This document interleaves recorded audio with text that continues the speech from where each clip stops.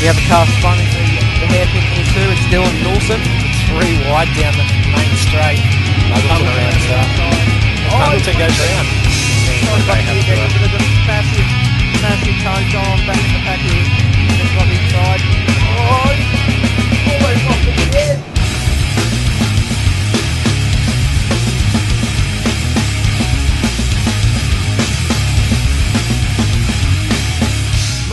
Hello and welcome to highlights from round 5 of the 2012 V8 Supercar official online series presented by Big Pond.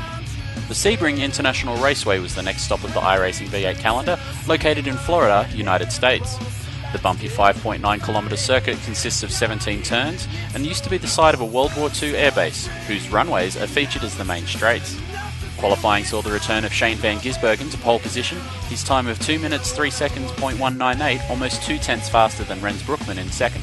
Richard Hamstead continued a string of good performances to take third, with teammate Simon Madden filling out the second row in 4. Troy Cox and Scott McLaughlin made up 5th and 6th, with Mitchell McLeod back with a new power plant but limited practice time in 7th. Josh Muggleton, Mick Claridge and Stuart Wood rounded out the top 10. To the race, and it didn't take long at all for the tone of the race to be set. This is the best start in race commentary we've ever had. It's big action, Muggleton. Muggleton very crossed up. And Hamstead and Van Gisbergen have come together at turn 2. Absolutely getting fair. Muggleton did. I don't know how he kept that. Rens Broekman was looking to make spots early. Slowest corner of the track. Brookman's got good speed there. They're going side by side. So Brookman around the outside. However, his aggressiveness was not without consequence. Brookman up the inside. Side by side, there's contact. Van Gisbergen goes around. Hamstead also gets into the back of Brookman. And Scott McLaughlin now takes the lead of the race. A few laps later, Troy Cox was looking to put a move on Hamstead, while behind him, Madden was looking for a bit more road. Looks as if he'll get it done. Give it a drop. Brookman up the inside. Out of the brakes. Oh, it looks like someone's just lost there trying to get around Rogia. Yeah, Simon Madden's gone around.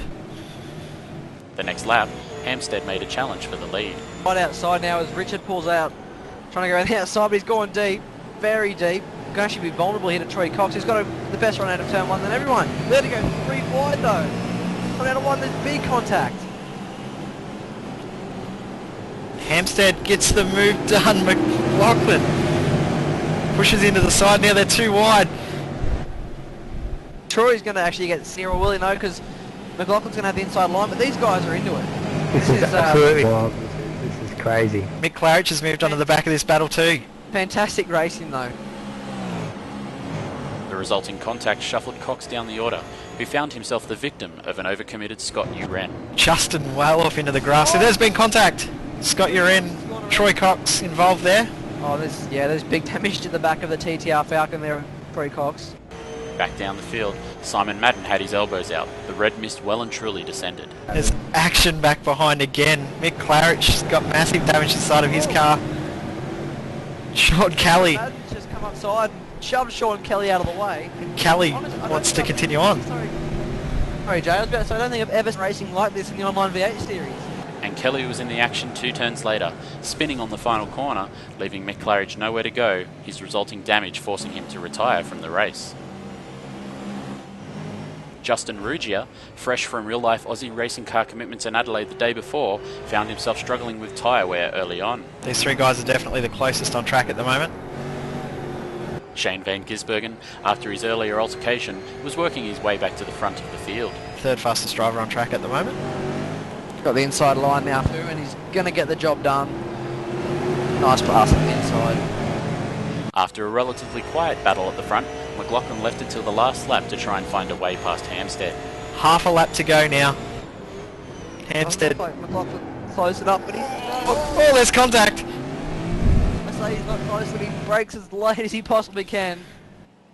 Behind them, Van Gisbergen had caught up to Stuart Wood. Brookman's backed off. He's a long way back.